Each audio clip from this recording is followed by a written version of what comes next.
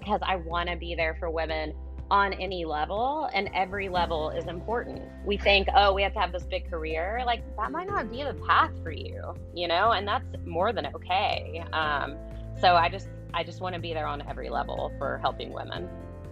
That's Starre Haas, today's guest on Everywhere Radio. Everywhere Radio is a production of the Rural Assembly, and I'm your host, Whitney Kimball Coe. Each episode, I spotlight the good, scrappy, and joyful ways rural people and their allies are building a more inclusive nation.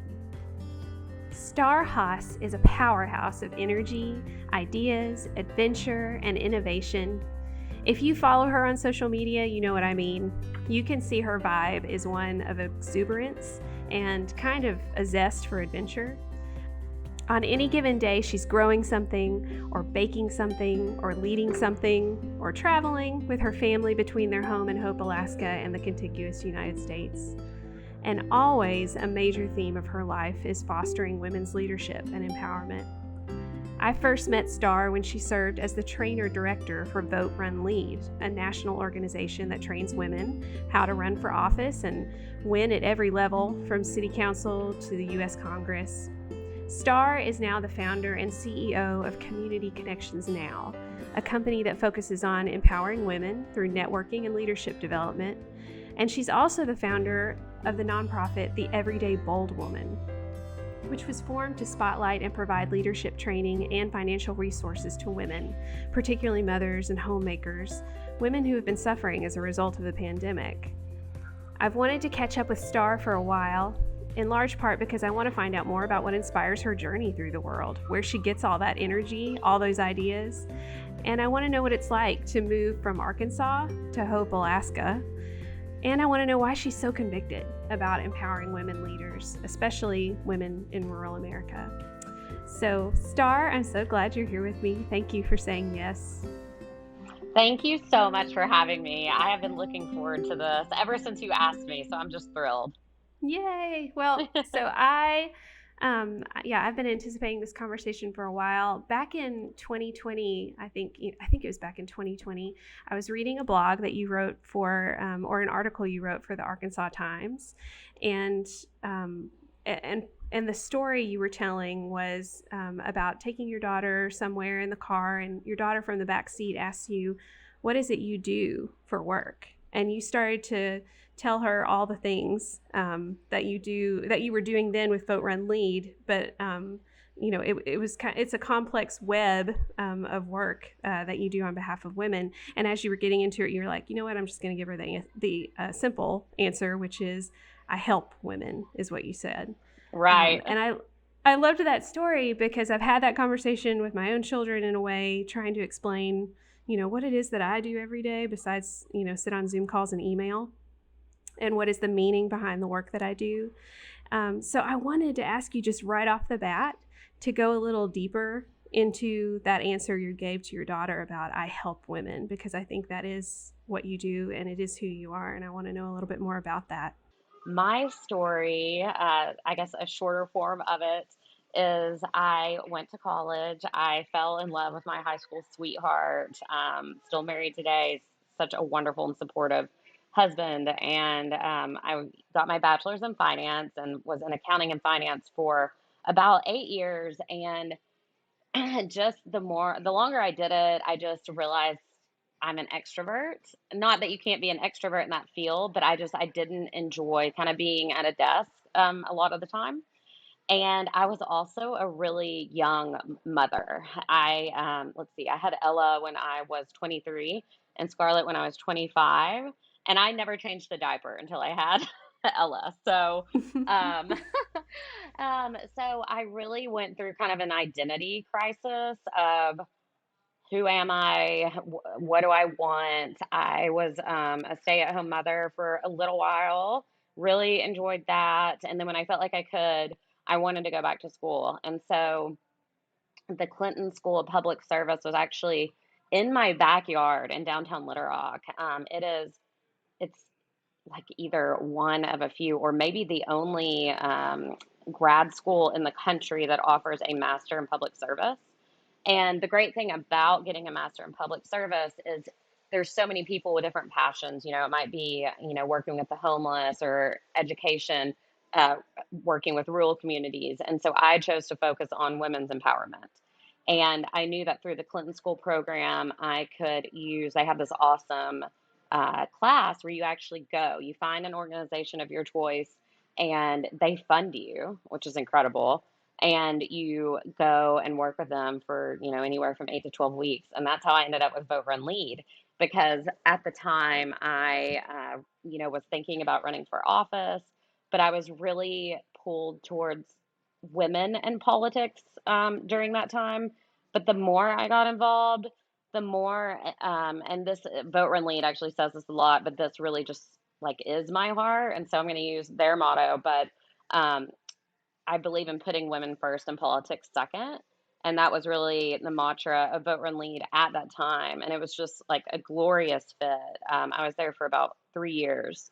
And through that, traveled the country. That's where I met you, Whitney, like you said. And just, I really excelled at connecting with others. And to this day, where like my gift that God has given me is just networking and connecting with people and women, and helping get from point A to point B, whether it's in politics or I work with mothers who are battling, should I stay at home with my kids, should I go to work, or just time management, just anything like that. And that's where that answer with my daughter really, rang true with, I just help women because I want to be there for women on any level, and every level is important, right? Like we think, oh, we have to have this big career. Like that might not be the path for you, and that's more than okay.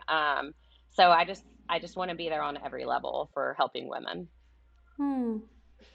And what is it in your background? I know you grew up in rural Arkansas. Was there something in your background, some relationship with your mother, your grandmother, or another woman in your life that led you to sort of this women's empowerment space um, and focus on even feminism?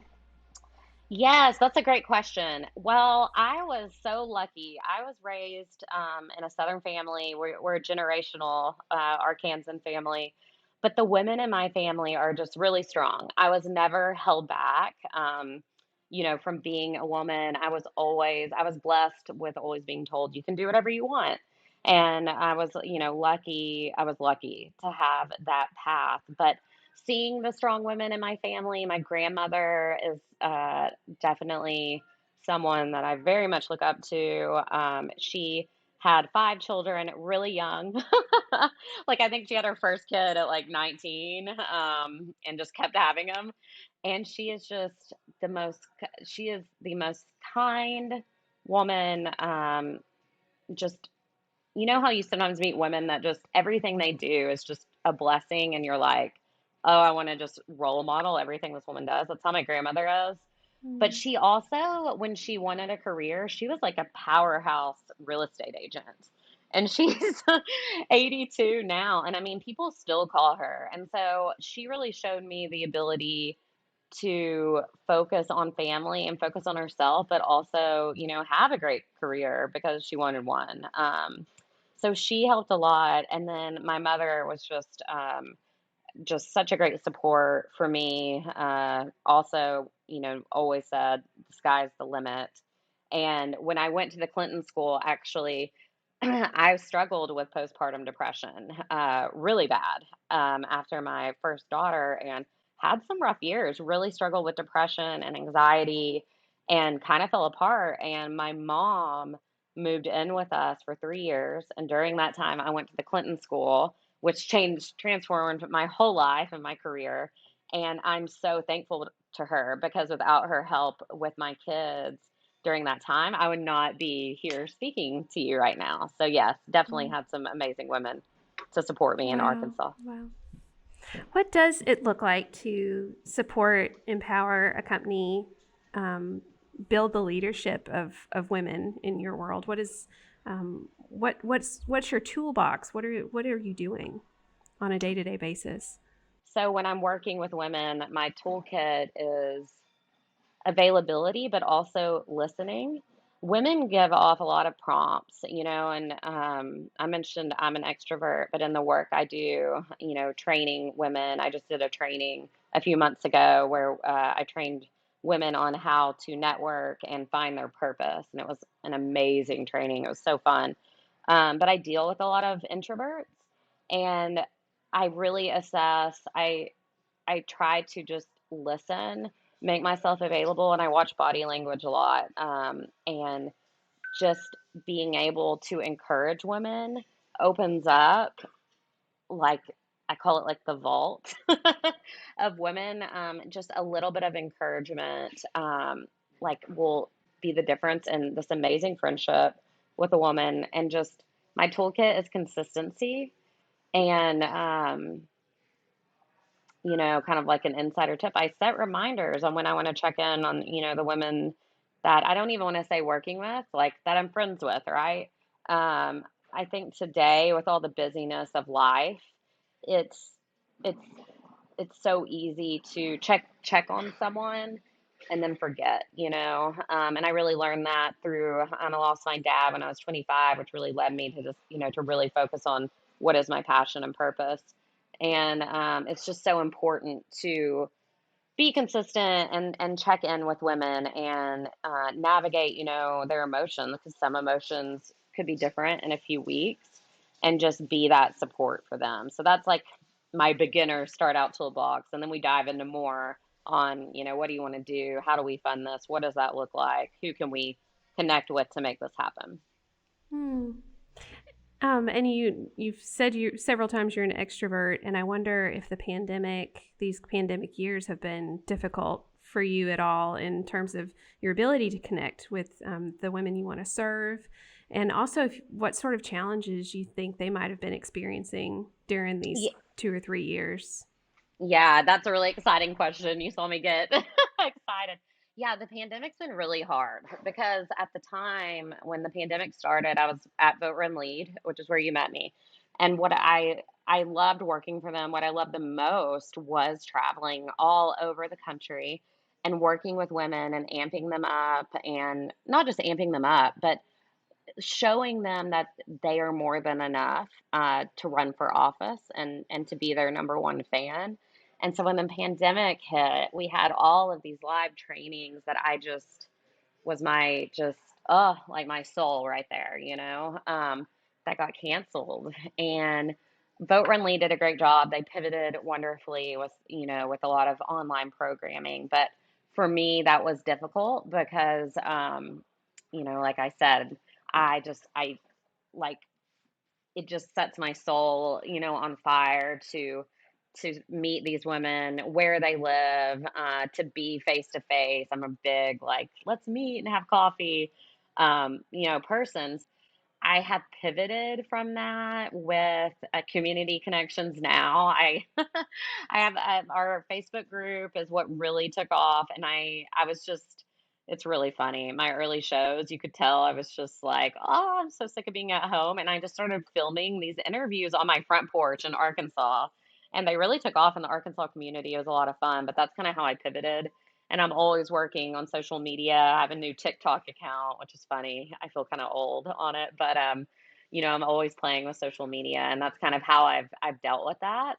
But when the pandemic did hit, I was working a lot. My husband works a lot. He's a hotel developer, and I am just not meant to be a homeschool teacher. I'm so thrilled for those that have that calling. I do not.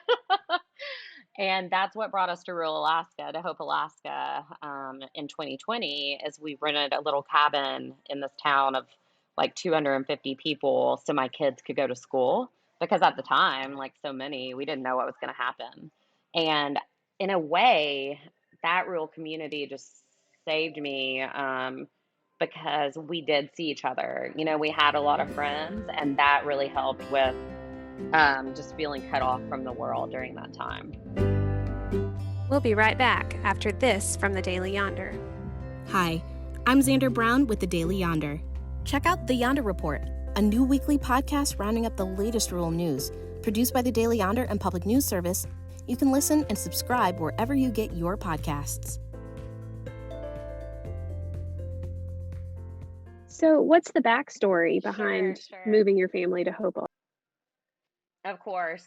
So I met my husband in high school in Arkansas, and his dad is a psychiatrist. And so when he was, I think, age 8 to 12, his dad, practiced psychiatry in Anchorage, Alaska, which is around the size of Little Rock, about 200,000 people.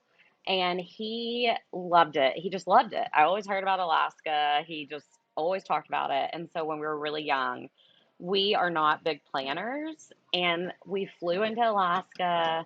I was probably, gosh, maybe like 22, and we just rented a car and we just drove. We had no plans, and we were headed towards Seward on the Kenai Peninsula, and it was getting late. And there's this sign for those who've been to Alaska. It's just beautiful. It's just mountains, but like it's just you and your car and the road. And there's a sign for Hope, like a turnoff. And we're like, well, that sounds great. We'll spend the night there. And so it's about 16 miles off the Seward Highway, and it's a dead end road. Like, you're in Hope once you get there. And we just loved it. It's this teeny tiny town. It's beautiful. It's right again off of Turnagain Arm, which is like this inlet from the ocean. And in the summer, there's 3 restaurants now that open. In the wintertime, which is, of course, right now, there's one restaurant. We do not have a gas station. We do not have a grocery store. We do have a little market with, some essentials, thank God. But that's it. But even back then, my husband and I were so impressed. They had this beautiful, beautiful school. If you check out my Instagram, I should have some pictures. Um, but it just really caught our interest. And then 4 or 5 years later, we had a little pop-up camper, and we drove back. We actually drove through the Yukon, which was the craziest drive ever. It's like 4,000 miles from Little Rock, and I swore I would never, ever, ever do it again. And then, yes, when COVID hit, because everyone was hit so hard, there was a monthly rental available. And so we were like, Hope has this big, incredible school, but there's only like 25 kids, kindergarten through 12th grade. So they had this beautiful school. It was built from the oil money in the 80s. And how they do it is K through 5 is in one classroom. So right now I have an 8 and 10-year-old. They're actually in the same classroom, and 6 through 12 is in another. And the teachers are great. And so, yeah, so we put our kids there. And right before we came back to Arkansas, our dream house, the owners came up to us. We've been trying to buy real estate for like 10 years. It's very hard to buy real estate in the community. And yeah, and it worked out. And so we went back to Arkansas and spent a few months, and now we're back in Hope, Alaska. Wow. Wow. I'm just, well, I follow you on social media. I mentioned that at the top. And, I would encourage everybody else to as well, because you do such an incredible job of documenting the place where you are now and Hope, and the one restaurant that is open right now, and the beautiful vistas, but also what you were just describing, the lack of a gas station. I think, maybe the lack of a healthcare facility. Yep. Do these lack of resources, are they barriers to the work you're trying to do? I would say yes and no. So in the work that I do, you really have to be your biggest advocate. And luckily, in today's world with technology, you really can reach so many. And so I am really able to share my expertise digitally and coach women digitally. Of course, we have Zoom, which I can't imagine life without Zoom. So, that's really great. And when I worked for VoteRunLead, they were based and are still based in New York City, but I worked the whole time from Arkansas. So that really gave me a strong base on working digitally. As far as Hope goes, and I'm just so lucky to have such wonderful friends in Hope. And, I remember one time, the first time we moved, I was with a friend, and I was really having a moment. I was like, all my friends and my family, my family's a big part of my life. I just don't know what I'm doing. And she just hugged me and she's like, we got you. And as soon as that happened, and just another, sounding board for the power of women, I just went like, and I was okay. And both times it was so funny. My husband is developing a lot of hotels in Texas, so he will have to travel. We had like just moved to rural Alaska and he had to leave for a week. And at first I'm like, oh, please don't leave me. Please don't leave me. But then he does. And it like my strong woman switch gets flicked on. And by the time he gets back, I'm like, good. I'm like, if anything, I'm like, I need some alone time. Can you give me some space? So, like, yes, there are barriers, but there aren't. And, I just look at it as a gift because when I met you, Whitney, I wanted to, I I came into wanting to work in the rural women's community, but at the time I was not a rural woman. I would not have said I was. Now I consider myself to be a rural woman, and so I just see it as another blessing God has given me to meet different types of women and sharpen my skills even more. Hmm. Yeah. What are you learning about rural women from this experience that maybe you didn't know before? Well, I don't want to say I didn't know this because I wouldn't say I didn't know this, but I'm constantly amazed at just how strong the women are and giving. But yeah, the women are just so there for you, and but in the rural community even more. I didn't because I had kids so young. I really didn't have a lot of friends that are moms in Little Rock, and that was always a struggle for me. It was very, very hard. And here in Hope, everyone has children. And it's wonderful because I have to drive to Anchorage every week, every 2 weeks to go to Costco, get all our food. And Anchorage is anywhere, I say it's an hour and a half. It's really like an hour and 45 minutes. And so a lot of the time, that's really hard for me to go to Anchorage. I have to go to two grocery stores and then, God forbid, I got to go to Target or wherever else. So a lot of the times I'll have to call, one of the moms and say, can you get my kids from school? And that happens a lot. And that's what I love about our community is, it's like a big family. Like someone might I don't want to, might be frustrated with one another, just like a brother and sister, right? Not that that happens a lot, but something about this rural community, it's like, even if you don't care for someone, you're there for that person. Like you would drop anything to just go help that person. And that's something I've never seen before living in a bigger city. It's humbling and just so special. And I'm so happy I get to experience it. Hmm. Well, coming back to the field that you're working in women's leadership and development, I'm wondering after the pandemic, it's not even over yet. I mean, Hmm. but on this end of the pandemic, if you've seen new trends emerge in how we can better accompany women into leadership roles, and have you seen anything that is troubling to you about where we're headed, if anything, maybe not? Over 3 million women have left the workforce since the pandemic. And that just stops me in my tracks every time because women have worked so hard to carve their path and to be in the workforce or whatever area they want to be in. And that really struck a chord with me, that number. And I was one of those women. I'm no longer at VoteRunLead, and I'm a mother of two daughters. And I was privileged and lucky that I was able to move my family to rural Alaska. That I was able to do that. But so many women, and then of course single mothers, you know are struggling so much right now with having to provide an income and working during this pandemic and people not having just like the caring ability to realize, hey, we are still in a pandemic. And you're seeing women burn out, they're exhausted. um and that has really bothered me because even in the women's empowerment sector, I've seen organizations that are there to empower women, and they were wonderful at the beginning, and then that fades out, and the women are working crazy long hours, and that's where the everyday bold woman came to fruition. Is I was like, this is just not okay, and I started what's called the Everyday Bold Mothers Fund, and so I did shift. The organization is for all women, training all women in communications and networking, and getting you to determine your purpose, and helping you get there. But the Everyday Bold Mothers Fund is specifically for mothers.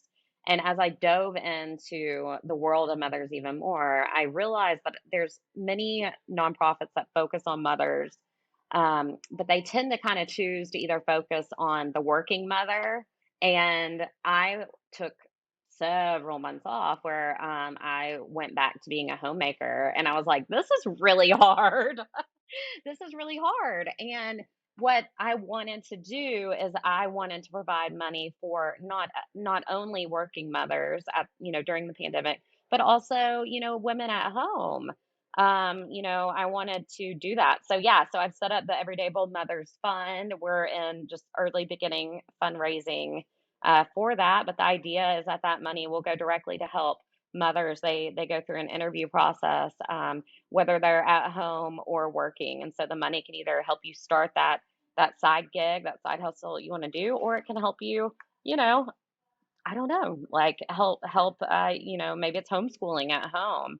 It's just the point is that everything that these women want to do is important, and these women have a purpose, whatever they deem that is. And I just wanted to provide that and keep the spotlight on these women that are suffering, women in general and mothers that are suffering during the pandemic that no one seems to be focused on. Hmm. Well, you kind of answered my next question, which was going to be about what is your next big idea, big thing that you're working on? Because it seems like you've always got something in the works. And is the Everyday Bold Woman that focus right now for Yes, you? it is. Well, yeah, it definitely is. So, like I said, we are fundraising, and we're kind of we're a startup. So it's very, very small, but check us out. You can go to communityconnectionsnow.com, and within that, you can find the Everyday Bold Woman and how to apply to the program. But yes, fundraising for that. And then also, I'm developing trainings, for all women that like I said, in October, I trained at the Clinton Library in Arkansas. They flew me in. It was so fun. And we focused on finding your purpose and networking to the top. So training development and, helping women through that as well. Um, I always ask folks on this podcast what they're reading or watching or listening to that's really speaking to them or inspiring them, making them happy. I wonder what's on your plate. What are you enjoying right now? Yeah, that's such a fun question. I'm about to go home and read all these gardening books because I'm getting really into homesteading. I just want I love to bake and cook, which is really new for me. 2 years ago, I didn't even like know how to measure anything. It was so bad. But I love just providing for my family, and I really bond with my daughters in the kitchen, and now I'm really wanting to. Our home that we bought has this greenhouse and this amazing garden, and I don't know how to do any of it. So I have these gardening books. But I'm also reading this book. I'm blanking out on the author. It's called Detoured. And it's about a mother who has this powerhouse career and chooses to be at home, and looking through that with a godly lens. And it is a really wonderful book. And this book has just allowed me to slow down. I can be my worst enemy with not feeling productive enough. Like I had COVID recently, which I was telling you, and like a part of this sounds so weird, but a gift of that is I just relaxed, and I was like present. And this Detoured book, you can get it off of Amazon, just does an excellent job of like highlighting the everyday little things, and praising God for those moments, and just realizing your worth. And so I'm really enjoying that book right now. Thank you for that recommendation. And it kind of fits in with, I don't know, just where the way we've been in the world the last couple of years. I think we're all taking slight detours, and maybe for the better for some of us, hopefully the better. I've enjoyed hearing you talk about all of these things, all your interests, all your passions, and your move to Alaska is really inspiring. I'm going to keep following you on social media now. Find you on Twitter for sure. TikTok. I'm not going to TikTok. Twitter, I'm sorry, TikTok. not Twitter. TikTok. Yes. Which has become one of my pandemic habits now. Is TikTok. It's so fun. My husband it's so funny. He's like going viral on my account. We do a lot of funny videos and stuff like that. So yeah, we'd love for you to follow along. Okay. A lot of bloopers from our Alaska living. I think you'll get a kick out of it. Those are the best. Yeah. Well, Starre Haas, thank you so much for being with us. I'm really excited for folks to hear from you. Thank you, Whitney. It's always a pleasure with your organization. I'm just such a fan, and I'm so happy I could help contribute. If you enjoyed Everywhere Radio, we'd love for you to consider subscribing to the General Rural Assembly newsletter. That's where we promote new offerings from the Assembly, and we amplify the good work of our many partners across the country. We've also launched a new policy advocacy newsletter that comes to inboxes on Mondays to help you start each week with a quick take on the top issues that we're tracking across the nation. Everything from broadband policy to rural vaccinations. Just head over to ruralassembly.org to sign up. If you're a true fan of Everywhere Radio, please let us know by rating us wherever you get your podcast. If this isn't your cup of tea, that's no biggie. It's fine. And we'd like to thank our media partner, the Daily Yonder. Everywhere Radio is a production of the Rural Assembly. Our senior producer is Joel Cohen, and our associate producers are Xander Brown and Teresa Collins. And we're grateful for the love and support of the whole team at the Center for Rural Strategies.